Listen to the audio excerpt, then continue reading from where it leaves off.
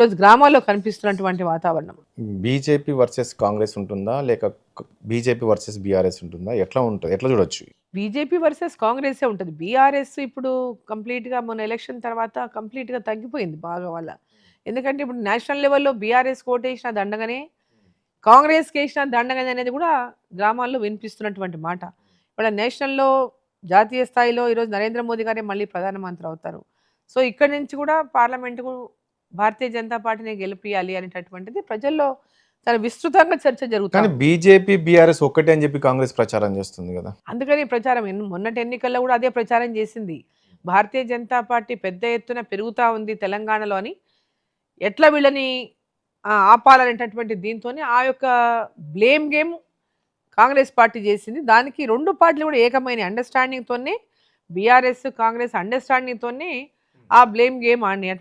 అటువంటి ప్రచారానికి పెద్ద ఎత్తున వాళ్ళు ఏమంటారంటే ఒక ప్రజల్లో నమ్మకం కలిగించే విధంగా చెప్పిందే చెప్పి రోజంతా రేపు కూడా ఎన్నికల్లో కూడా బీజేపీ, బీఆర్ఎస్ బీజేపీతో, ఓటేద్దామని బీఆర్ఎస్‌తో ప్రచారం పొత్తు చేసింది. పెట్టుకోబోతుంటారు అనే ప్రచారం కూడా జరుగుతుంది బాగా. అది ఇప్పుడు ప్రచారం అది కూడా అబద్ధమే. అది కూడా 100% అబద్ధం అని తెలిసినా కూడా అది ప్రచారంలోకి ఏం పెట్టుకోరా? తీసుకొస్తున్నారు. బీఆర్ఎస్‌తో పొత్తు ఏం ఎట్టి పెట్టుకోరా? పరిస్థితిలో లేదు. దాంట్లో ఎలాంటి వాస్తవం కూడా లేదు. కాంగ్రెస్ పార్టీ ఈరోజు ముఖ్యమంత్రిగా రేవంత్ రెడ్డి ఉన్నారు మహబూబ్‌నగర్ జిల్లా నుంచి. మహబూబ్‌నగర్ జిల్లాలో వంశీచందర్‌ని యెస్. బరిలో దింపబోతున్నారు.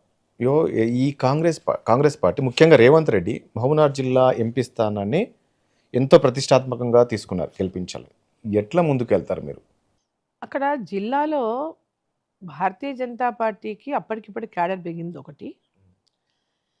నరేంద్ర మోదీ గారి నాయకత్వంలో ప్రతి ఒక్కరు కూడా ఆయన నాయకత్వం ఉండాలని కోరుకుంటున్నారు ఒకటి. సో, జిల్లాలో ఇక నాకు కూడా క్రెడిబిలిటీ ఉన్నది. వాస్తవంగా జిల్లాలో కూడా మాకు కూడా వ్యక్తిగతంగా కూడా క్రెడిబిలిటీ ఉన్నది కాబట్టి తప్పకుండా కాంగ్రెస్ పార్టీని ఎదుర్కొనే శక్తి మాకుంది. భారతీయ జనతా పార్టీకి ఉన్నది. కానీ ఎక్కడ బీజేపీకి కనీసం క్యాండిడేట్స్ కూడా లేరు. అనుకున్న స్థాయిలో కాంగ్రెస్‌లో క్యాండిడేట్స్ లేకపోవడము, పక్క పార్టీ నుంచి తెచ్చుకుంటున్నారు అనేది ఒక ప్రచారం జరుగుతుంది. నిజం కాదా అక్కడ అందులో? క్యాండిడేట్స్ ఎందుకు లేరు? ప్రతి చోట ముగ్గురు నలుగురు పోటీ పడుతుంటే మీరు క్యాండిడేట్స్ లేరంటే ఎక్కడ? పక్క పార్టీ నుంచి తెచ్చుకుంటున్నారు. రాని పక్క వాళ్ళను పార్టీలో భయపెట్టిస్తున్నారు. ఎక్కడైనా వీళ్ళ దగ్గర ఉన్నోళ్ళంతా సొంత పార్టీలా ఇప్పుడు? కాంగ్రెస్‌లో ఉన్నోళ్ళంతా కాంగ్రెస్‌లో పుట్టినోళ్ళే ఉన్నారా ఆడ ఇప్పుడు? రేవంత్ రెడ్డి ఏడికెళ్ళి పుట్టిండు, ఏడికెళ్ళి వచ్చిండు చెప్పరాదు? వేరే వాళ్ళని వదిలేయండి. రేవంత్ రెడ్డి గారు ఏ పార్టీలో పుట్టిండు, ఏ అంటే పార్టీకి రావడం అనేది పక్క పెడితే మీరు రాకుంటే భయపెట్టిస్తున్నారు అనేది. భయపెట్టించి మీరు పార్టీలోకి చేర్చు ఇప్పుడు వాళ్ళు అట్లే భయపడించి చేర్చుకున్నారా మన తెలంగాణలో హ్మ్. కాంగ్రెస్‌లోకి? ఇవన్నీ కూడా ఏదంటే నోటికి ఏదొస్తది మాట్లాడి మేమేదో సక్కదనం అధికారం ఉందనంగానే ఏదో ఒక అహంకారం అయిపోయింది. గతంలో బీఆర్ఎస్‌ని ఇట్లనే చూసినాం. ఇప్పుడు కాంగ్రెస్‌ని చూస్తున్నాం. అధికారం రాగానే అహంకారం ఎక్కువైపోతుంది. ఇక మమ్మల్ని మించినోడు లేడు, మమ్మల్నే చూసి ఇక మొత్తం వస్తున్నాడనే ఫీలింగ్ ఉంటుంది. అది కరెక్ట్ కాదు. రేవంత్ రెడ్డి 2 నెలల పాలన చూసాం. ఆ 2 నెలల పాలనలకు మీరు ఎన్ని మార్కులు వేస్తారు? ఏది ఇంకా ఆరంభమే కదా ఇది.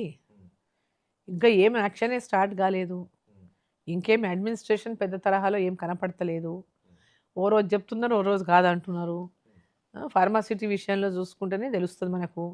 ఏ దాని మీద కూడా స్థిమితంగా వాళ్ళు ఇంకా మాట ఇచ్చిన దాని మీద నిలబడడం లేదు. ఇంకా వాళ్ళకి ఏంటి అనేటటువంటి దాంట్లో ఇంకా అవగాహన కూడా పూర్తిగా అధికారంలోకి వచ్చిన తర్వాత ఇంకా కాంగ్రెస్ పార్టీకి ఇంకా పూర్తి స్థాయిలో అవగాహనే రాష్ట్రం మీద రాలేదనిపిస్తుంది. బీబీ పాటిల్‌ను చేర్చుకున్నట్లున్నారు నిన్న. అంటే ఏమైనా హామీ ఇచ్చారా అతనికి? పార్టీలో చేరే వాళ్ళందరినీ చేర్చుకుంటున్నారు. హామీలని